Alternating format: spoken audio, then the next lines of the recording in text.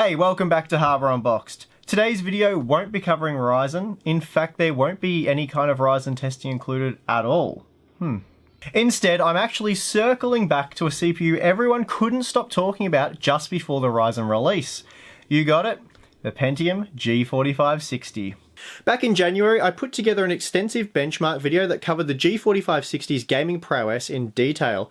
I titled that video The Ultimate Gaming Benchmark Guide, and looking back, you guys seem to have agreed. That video was followed up with a modified version which included testing with the Radeon RX 470, and that video was even more popular. After that, I left the G4560 content to cool off and I moved on to other things. That said, I had always planned to create an affordable G4560 build video a few weeks later, but as more and more content piled up, I never got around to it. Cooler Master did, however, send over a power supply case and a few other bits to make a budget G4560 build video, and with so many of you still asking for that content, I thought it was about time I made it happen. So here we are, G4560 in hand, and a heap of really nice affordable PC hardware. I've picked up the ASRock H110M-HDS motherboard. As the name suggests, this is a H110 motherboard. Providing you have BIOS version 7.1 or newer, then the board will happily support Kaby Lake processors. The reason I picked up this motherboard is because it's extremely affordable, yet will allow us to extract the maximum performance from the G4560 processor. That said, we will be limited to DDR4 2400 memory, but that's fine. So given that we are going with an 8GB kit of G-Skill's Ripjaw V series DDR4 2400 memory. For storage, we have a Kingston UV140 128GB as the boot drive, and this is an exceptionally good value SSD. For this build, we're going to be targeting lower end 1080p gaming, so a mixture of medium to high quality settings will probably be used for the most part, and for that we have the GeForce GTX 1050. The RX 460 is also an acceptable option here, but for the sake of this build I went with the tiny MSI GTX 1050 2G OC. Finally, powering everything is the affordable Cooler Master MasterWatt Lite 500 power supply. This is an Australian only option, or at least for regions with 200 to 240 voltage inputs from the wall. 500 watts is considerably more power than what this build will require, but down under this is a great value unit. Still, you will easily get away with a decent quality, say, 300 watt model. Capping off the build is the simple yet stylish looking Cooler Master Masterbox Lite 3. Again, this is a very affordable bit of kit. The case weighs just 3.6 kilograms and is very compact, even for a micro ATX case. Still, inside there is plenty of room. You can fit a 240mm radiator, 345mm long graphics card, 157mm tall CPU cooler, one 3.5-inch drive, and of course a 2.5-inch drive as well. All said and done, this build will come in at well under $500 US, or around 600 Aussie. For a completely new gaming PC, this is exceptional value. But how well does it game? Well, let's go find out.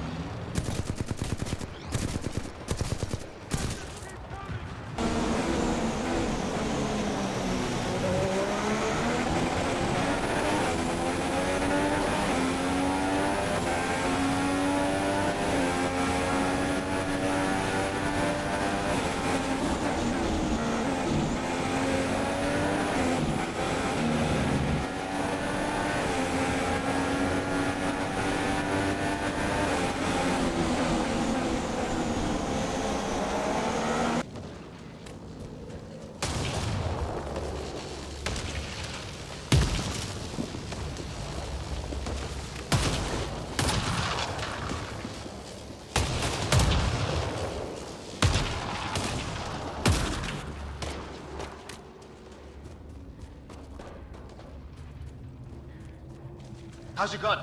Might want to see if it's working.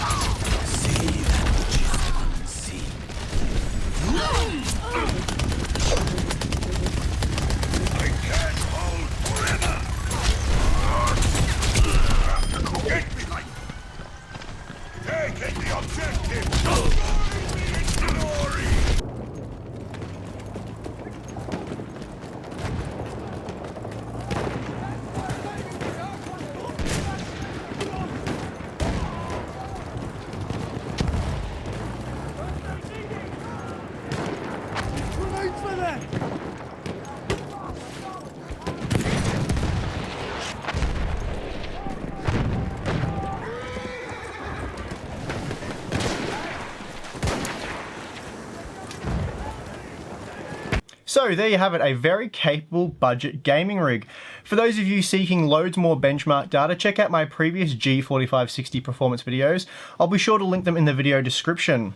Really demanding games such as Battlefield 1 played superbly using the G4560 and GTX 1050 combo with the medium quality preset. The game still looked great at 1080p, and in the multiplayer portion of the game, frame rate stayed above 60 FPS for the most part. The experience was smooth and enjoyable. There was the odd hitch here and there, but I believe that's really down to the fact that we were using 8GB of DDR4 memory. This game really requires 16GB for perfect performance. Other new AAA titles such as Mass Effect Andromeda are mostly GPU bound, so the emphasis here was really on the GTX 1050.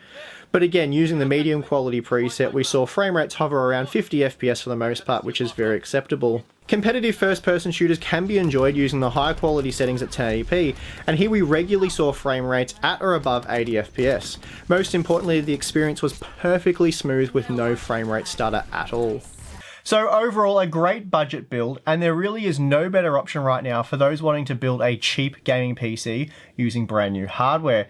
The Cooler Master Masterbox Lite 3 is a smart choice in my opinion. It looks great, it's very light and compact, and that makes it ideal for lugging around to LAN parties. As for the upcoming Ryzen alternatives, I'm not sure AMD will be able to dethrone the G4560 anytime soon. We'll probably have to wait for their next generation APUs for that. The 4-core AMD Ryzen 3 1100 will no doubt be a much better choice in terms of performance, but at the expected, I think it's about $130 US, it's roughly twice the price. Speaking of price though, there is one big catch that I should mention, and that is availability, or rather lack thereof. Right now it seems picking up a G4560 over in the US is no easy task. Major online retailers such as Newegg.com have been out of stock for a few weeks now, while Amazon lists stock but at $100 US, rather than the suggested $62 US price. So right now for US shoppers, the G4560 might not actually be an option, and that's very disappointing. Thankfully down under we don't seem to have the same availability issues, which is strange. I picked up one of these just the other day for $72, and the retailer claimed to have dozens of them in stock. Hopefully stock levels and prices will improve in the US shortly, because right now it looks like Intel's being a bit dodgy, as the rest of the KB Lake lineup isn't affected. Before I get out of here, I would just like to update you guys on some of the content you can expect to see on the channel next week. What I'm really excited about is the Ryzen 7 1800X gaming PC giveaway. The beast is complete and so is filming. This is a 3-part series and all episodes will be aired next week on the channel, along with the details on how to enter. The complete PC is worth over 2,000 US or 3,000 Aussie, and it looks amazing. So I can't wait to show it off and then hand it over to one lucky subscriber. And I should mention that this is a global giveaway, so anyone can win. Also in the works for next week is a Ryzen memory scaling performance video, and that should be very interesting.